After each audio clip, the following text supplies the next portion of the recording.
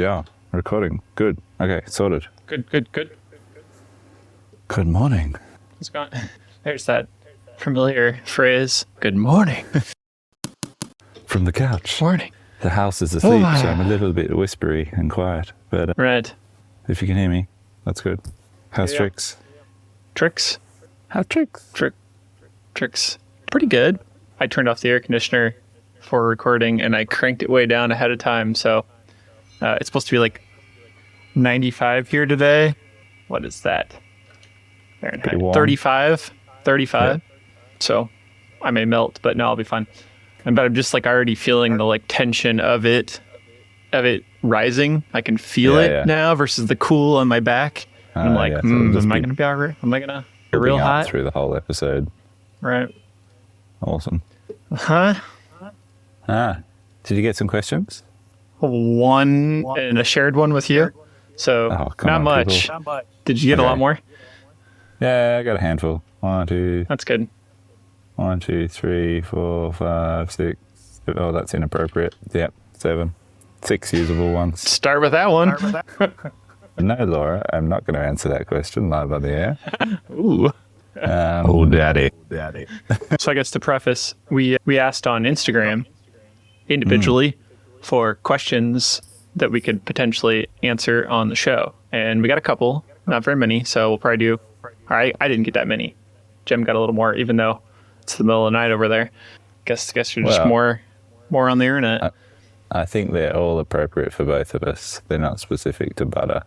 So we can both Yeah. respond Right. as we see fit. Yeah, I didn't know how that was going to go. Maybe I should have been like Yeah. more specific. Sometimes I feel like the ask me anything you get like, it like needs a prompt almost, Yeah. right? Like ask me anything about Blah, blah. flood insurance, like We should have done that one. Damn. that's so much more interesting. All right. I'm going to jump straight in. What do you got? First one. Does anyone... Mike, and I'm so bad at pronouncing people's handles. I'm just going to apologize straight up. Right. I just see people's handles as a string of letters. I never really pronounce them in my head. So when it comes to Right. things like this, Yeah. I'm like, apologies. To make it all the more interesting. Mike and wins. Mike.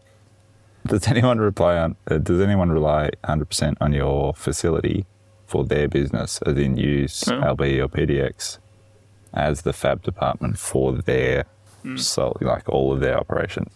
No, I don't think so. We've definitely we do contract manufacturing for people where we'll make like significant proportions of their product range Right. or significant proportions of their product. Right. So in some sense, yes, people rely on us to be there and be making their parts, but it's not like they couldn't go to someone else and get those parts made somewhere with someone else with a workshop and a CNC. So yeah, Don't say yes that. and no. Yeah. What about you? Don't say that. They could not go somewhere else. That's it. No, I'm trying to think. I mean, we've had over time a couple, I think our longest repeat client, we did over 50 runs of their product over a few years. Yeah. And that would have been, they actually did try to get another company to do them, and they did not turn out well. And I think it was an availability problem when we were kind of at our most busy time. Our timeline was they just needed some faster. So yeah, they could have figured it out, but kind of nailing the parts in a way that was hard to replace. We don't even make that. They don't even sell that product anymore. The guy, super nice guy, but he decided to just change his business, and he went and I think he's doing social work, Yeah. which is interesting do. from where we were making so many of their parts. But I don't think we have like a couple others that are repeat clients now, and they have other parts made from things that we don't even produce, right? Or like off the shelf parts to get assembled with it. But I don't think so. I don't think there's anybody.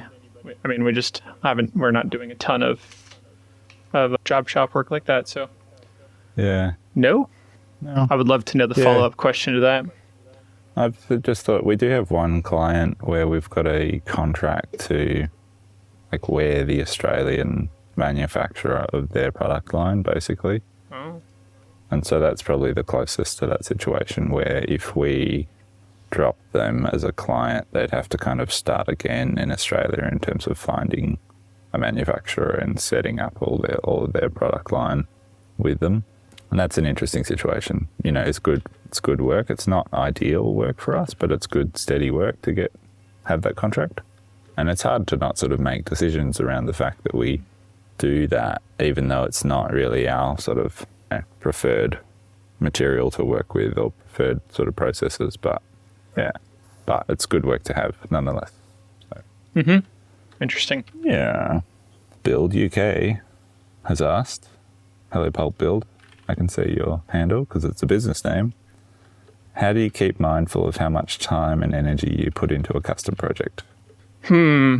Just By custom project, I guess I'm taking that to be like something close to like one of our products, like where we're like making our own thing, or are we talking about like maybe as a service for somebody else? I would interpret that as doing a service job. You know, building. For me, that would be like, you know, building someone's custom wardrobe, vanity, right. blah blah. Right. Yeah. So the way I think about it, and it's changed over time for sure and evolved, but I basically think of it as like a very fast cycle of a product design, like experiment. And often it can be really simple. It can be like almost no thought. And it's just like, as I had one client say, just print it, make it on the 3D, on the CNC router. And it can be that simple, but there's also, I'm sure you've done a lot more of this, but the whole like, we have this idea, it doesn't quite work yet. Can you help us figure out how to make it work, as a functional product, doing prototypes for them. And so the huge range, I guess. Yeah. But I would say for us, we've been definitely going away from that kind of thing. And it's hard to make, we've talked about this, I think, a few times on here, but I think we both agreed it's hard to make consistent money on that kind of thing, unless you're purely set up to like, you've got like the best contracts or something where people just are very willing to pay whatever rate you put out, but it's really hard to bill the right amount of money for that, I've found.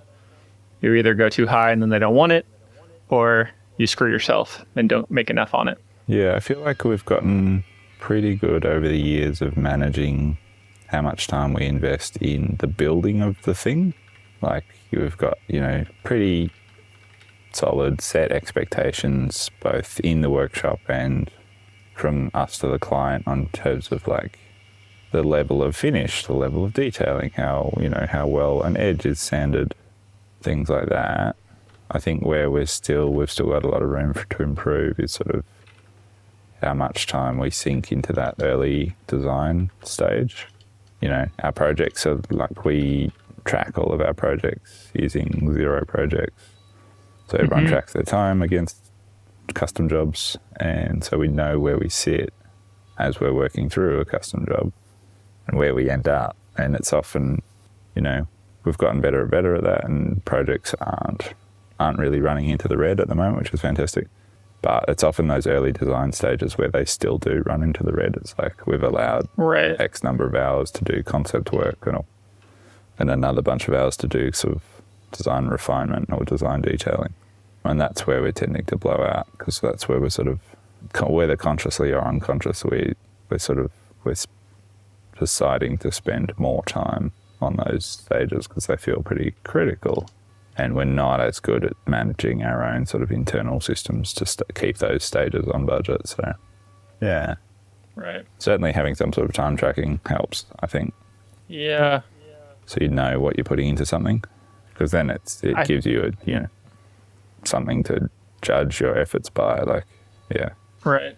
We should probably still, like, I know that I am missing things by not tracking time anymore, but I mean, from day one, I did time tracking with all employees for all of our custom work. And I don't remember when it happened. Sometime in the pandemic, I was just like, no more of that. It just felt like it wasn't worth it. And I think it was probably when we were moving away and making Knackwall stuff, it was just like, it just, you know, I had a good picture of how to charge for things. And what I'm interested, thinking about it now though, is I would love some kind of new AI integrated tool that would help me to better quote jobs based on previous jobs that are similar. Yes. And the time accounted for them. And like, as I'm going to send the quote, it's like, hey, a little clippy pops up and it's like, are you going to lose money on this job? We did one just like this and you did not bill enough time for it. You know, like, there's a lot there, but like, figure it This out, looks a AI, lot you know, like like the Great Knackwall of 2019. Are you sure about this? are you sure? Are you sure if you want to try this? That'd be fantastic. Let me know when you've built that. Oh, yeah, right. I'll buy it. Right. When are we getting our personal business AIs anyway? Right. I don't know. I'm still waiting for OpenAI to bring back the browsing thing. I got like kind of addicted to that portion, and then they were like, nope, taking that away. And I was like, wait. I need that for a lot of things. Yeah, exactly. You got a question for us over there? Let's see here. I got one that's a little bit, well, it's not different. Or start that again. Alex from Adjective Frames asked, max depth of cut at bit diameter or full send and hope for the best, or full send with a cleanup pass? I like it. Raunchy. Say it again. What was the first parameter? Max depth of cut at bit diameter or full send and hope for the best, or full send with cleanup pass? Full send with cleanup pass, for sure. Yeah, if you just have to answer it on face value, that's kind of an interesting, because I like want all these qualifying questions of like, what material? Like, how many do I have? But we almost always, if it's a sheet good, just full cut, full single pass cut with no cleanup pass. Ah, with what and diameter? That highly depends on how good your tooling is, in my opinion, and also what you're cutting. Of course. Yeah, we stopped doing full send single pass because of tool deflection. Right. Like we use a 9.5 or 3/8 tool as our sort of primary compression cutter, and did that for years and years and years, and then sort of finally twigged that like, this edge is wobbly or this part's not quite the exact dimension because of tool deflection. Right. So we're pushing it too hard. So we switched to 90% of that, leaving a skin and then coming in, and that's been good. Has increased machine time, of course, but it's made for more reliable parts. If you want to know the answer to one of the past questions about like how you deal with custom external single job time projects versus our internal stuff, when we're like planning out and making like optimal tool paths over and over for like the Knackwall, right? Almost every surface got cut twice at least. You do like a spring pass, and it would be a much cleaner edge because we were the ones that had to do the cleanup on it, right? And I think maybe some of that comes into effect because we almost never do finishing for external projects. So if we were doing our own finishing, I mean, we typically send things out like really clean anyway, like it doesn't have fuzz on it or anything like that. But, there's just a lot of variable you can have from it's a rough, crappy surface to like, I've got to sand and finish that. How would I like that to be done? And if it's solid material, almost always 2 passes because we do a roughing pass with one tool, and then the second tool is usually the finishing cutter. Yeah, that's what we're doing on plywood too now. We've got roughing tools and finishing tools, which has been great. Interesting. We can just flog the roughing tools until they're cooked and just keep a really sharp finishing tool in the machine. Been good. Right. You said earlier that you had a 9.5 millimeter compression tool. Do you get 0.5 millimeter options in compression tools? No. Okay. I was going to say, that's really fine. We have like pretty big jumps between our tool sizes and compression. We do too, but all of ours are linked to your bloody Imperial system. So it's like, they're all like basically metric or close to metric equivalents of like 1/2 inch, 3/8, quarter inch. So you actually have a 9.52 millimeter compression tool. I'm sorry. Yeah, this is the thing. Like they call it 9.5, but Right. who knows? With some rounding. Yeah, a bit of rounding in the documentation potentially.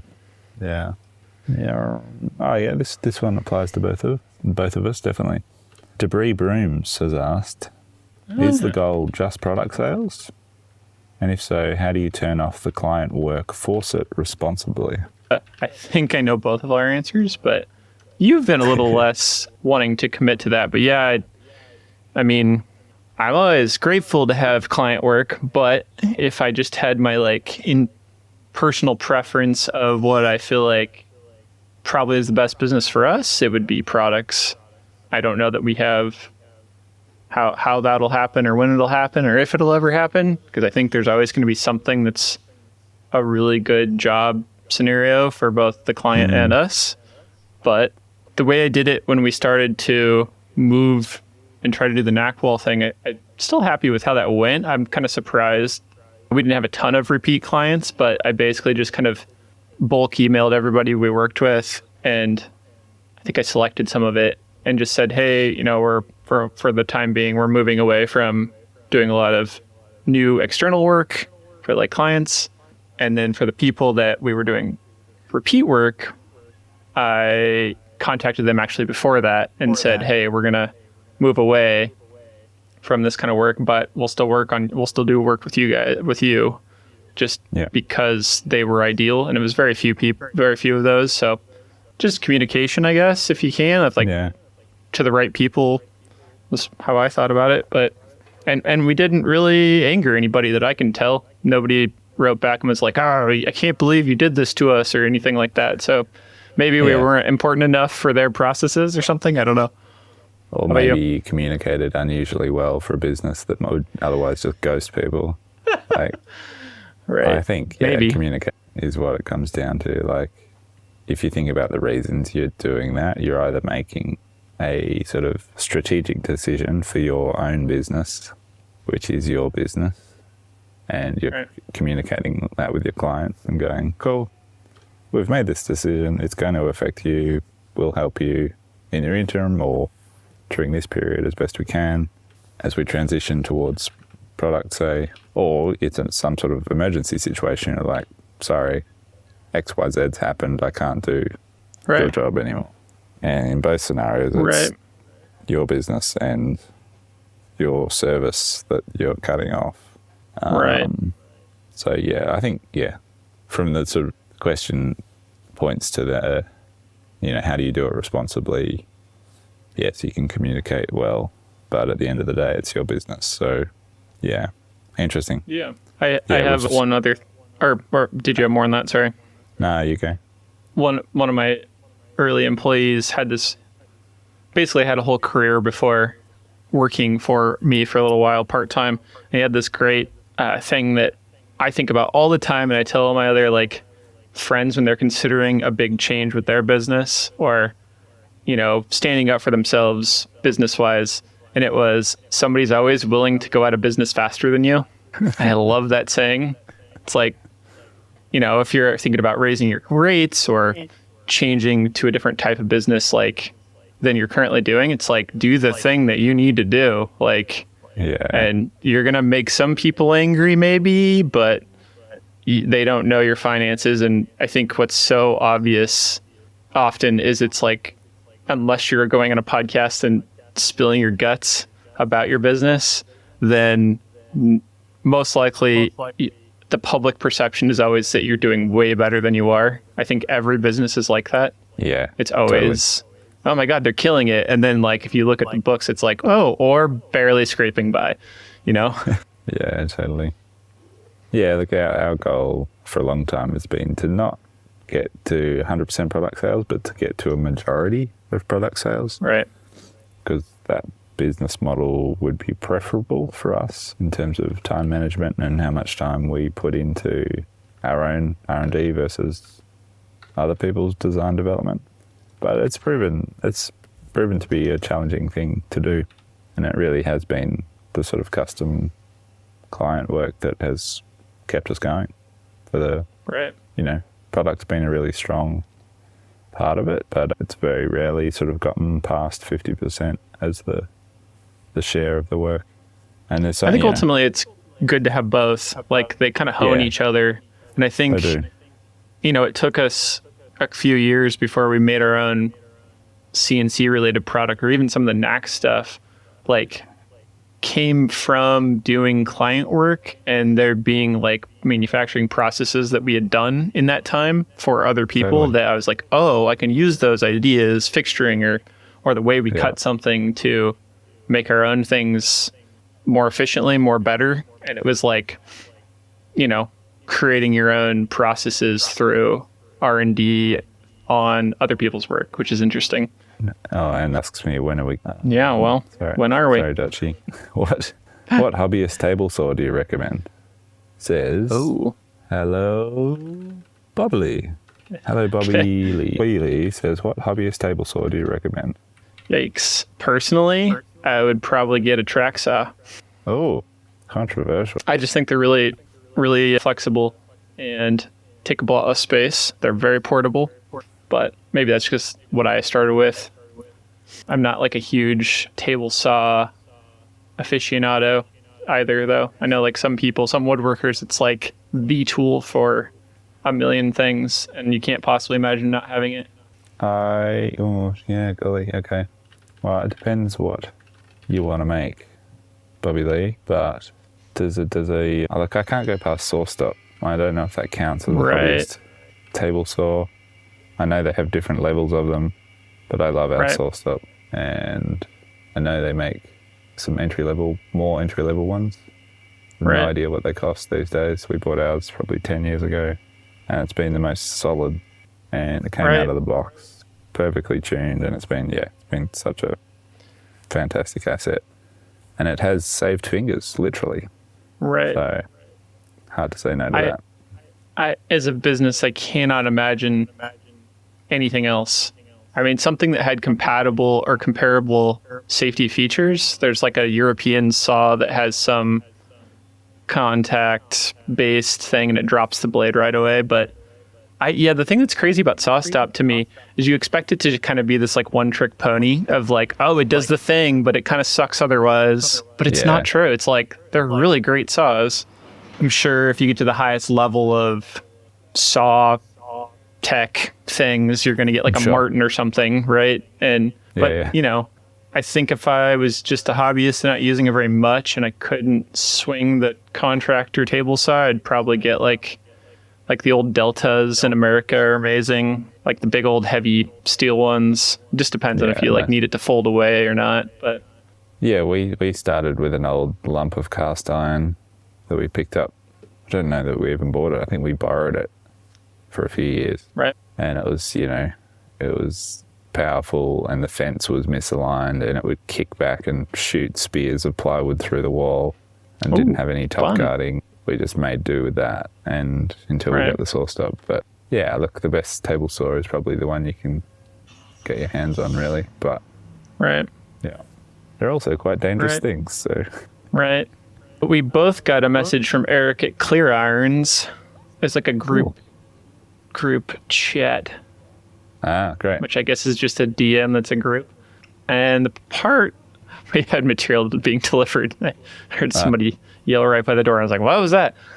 He asked a couple questions. The one I think makes the most sense to answer at the moment. Big picture, your current thoughts on job shop consulting, custom work, making and selling your own products. I know you have a lot of experience. We kind of answered this, I suppose. Do you see clear benefits to this in terms of scaling and hassle factor? Do you feel there's benefit in the diversity of what you offer, perhaps in relation to the economy you were talking about last episode, or more just part of each of your journey? Interesting. Is there something different? That was a long question. Right. Oh, wow. Okay. Insert dead air while I read. Okay. I'll respond to the kind of the custom versus product in a slightly different way in terms of the benefits of scaling. Like, we used to quote anything and make anything. Like, we would say yes to pretty much anything that came across our doorstep and try our best at making any of those things. And that led to like a really diverse like really diverse sort of range of outputs, which, you know, I think part of the struggle now is definitely economic. But I also can't help but wonder whether, because we're not doing that anymore and our outputs are much more focused and sort of qualified around a certain area of work, it's hard not to sort of ponder whether, because we're not saying yes to everything and doing all this sort of diverse work, that we're sort of getting less. It makes sense. We're getting less of those diverse leads. And so in a environment where it is a bit more sort of dynamic and up and down, and work can sort of, opportunities can run out, it does sort of speak to the power of being able to be anything to anyone, certainly in the early days of a business. I mean, that's how we built our business, was doing that. So, but at the same time, like where we're headed now in this sort of focused product direction and custom shelving direction, I think it's just about, you know, communicating clearly, finding, you know, I don't think the market's too small. I think it's just finding those people and communicating your value to those people becomes the next challenge. You know, and maybe we could have started a business that was that focused, but we didn't. We started one that was super broad and I'm the yes guy. Right. What's interesting about saying yes to everything too is the work comes easy. You get, you know, in some regards, I think you start to get a reputation for like, oh, they'll do anything.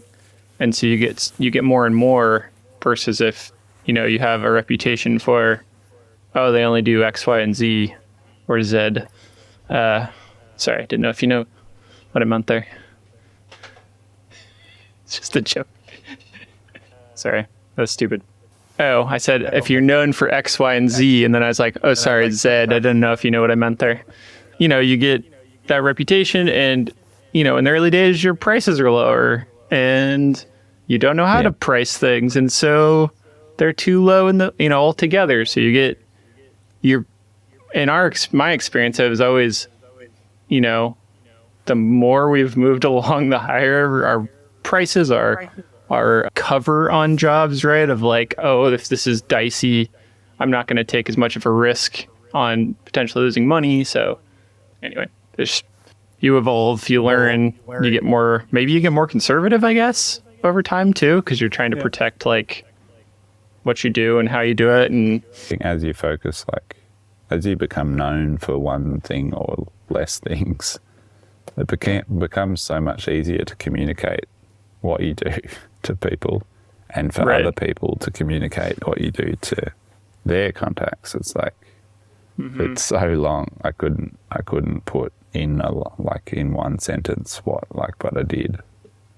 And it's only in the last couple of years that's started to come to us of like being able to, you know, run off a one-liner about like what we do. And like, I feel like that's a powerful thing for not just for us, but for people who might be having conversations, word of mouth, referrals, all of that sort of process.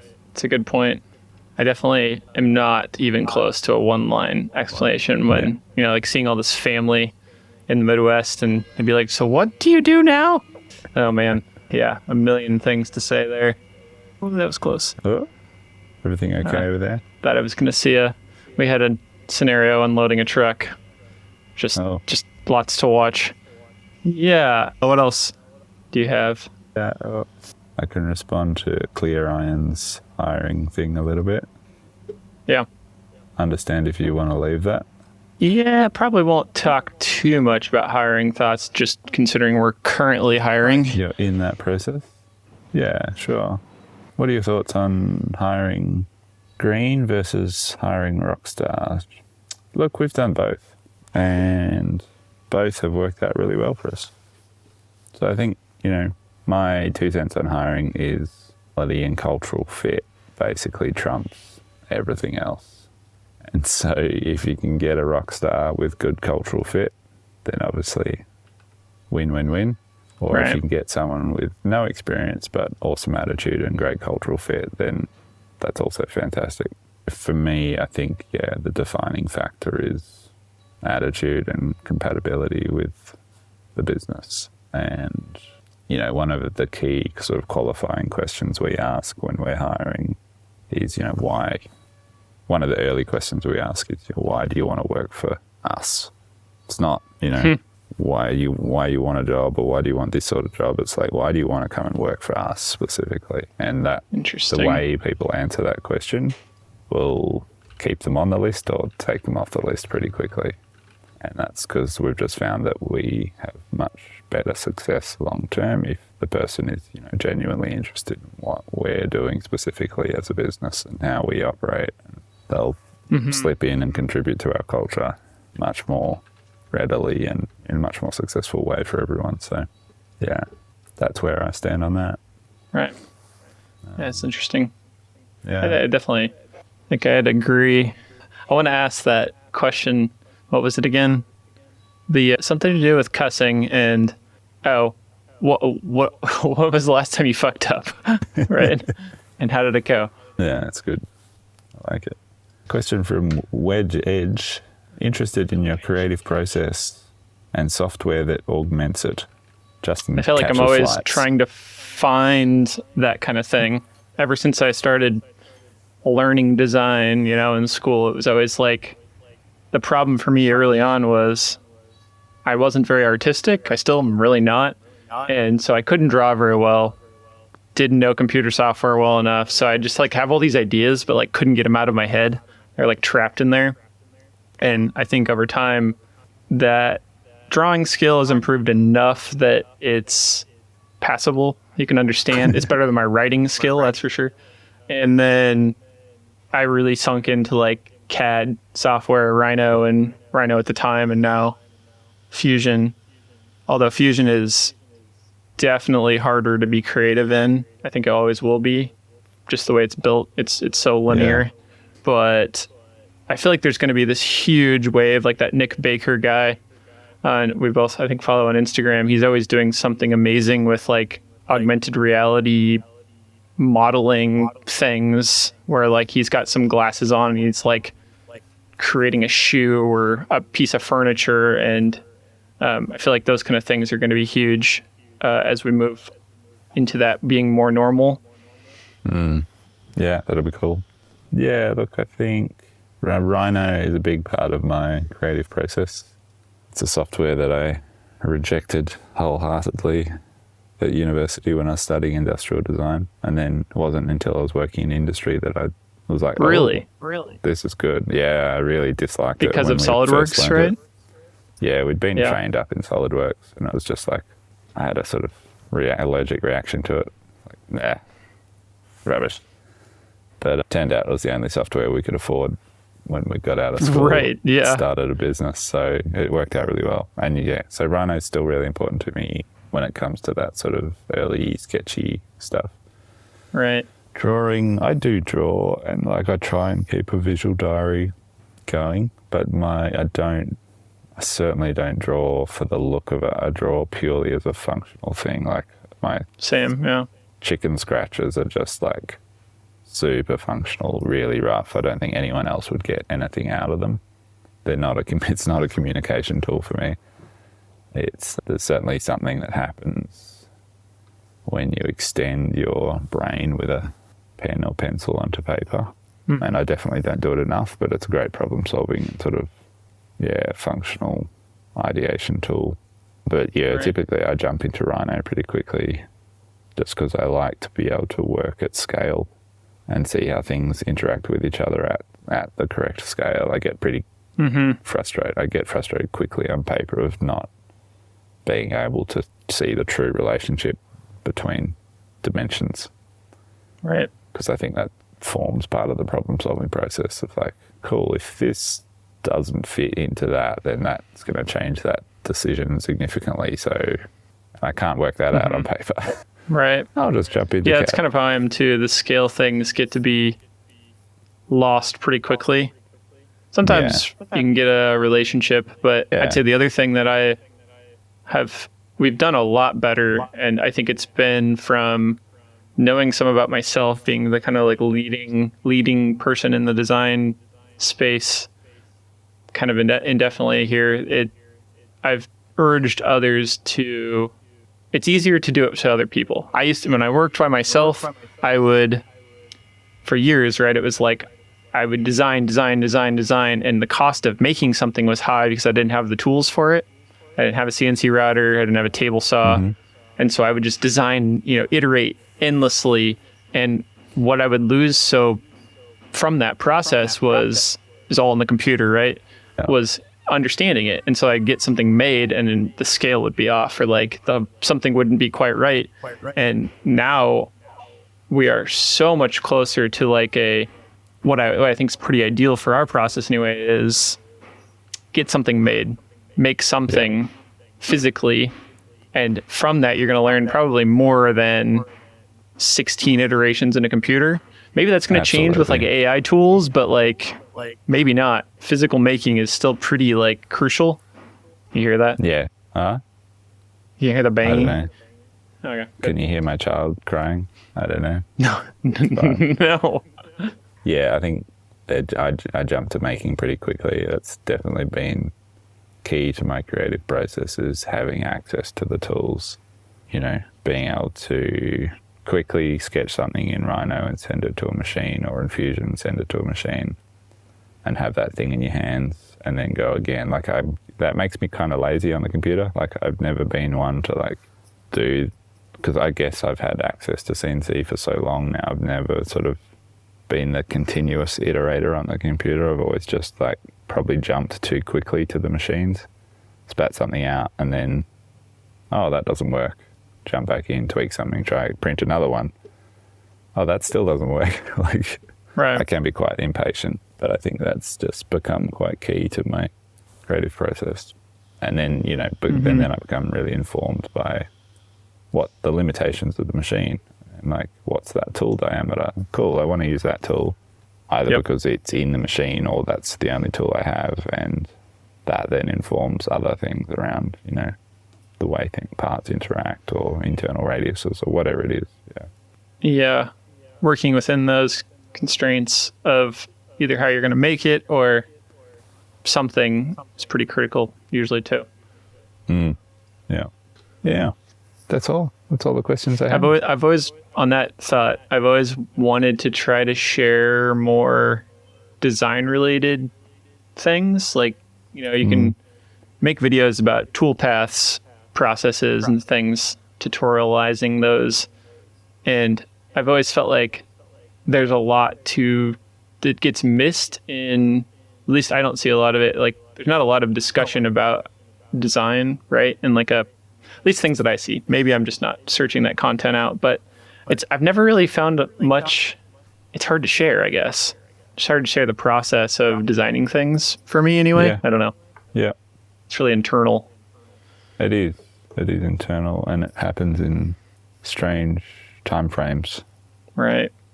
Like I find it, it's not like you sit down and you're like, cool, you might make progress in that half an hour or that hour on your flight or whatever it is. But right. It's, the way it sort of all comes together is so sort of disparate. It can be hard to capture that for sure. It's probably why. Yeah. No, sorry. You go.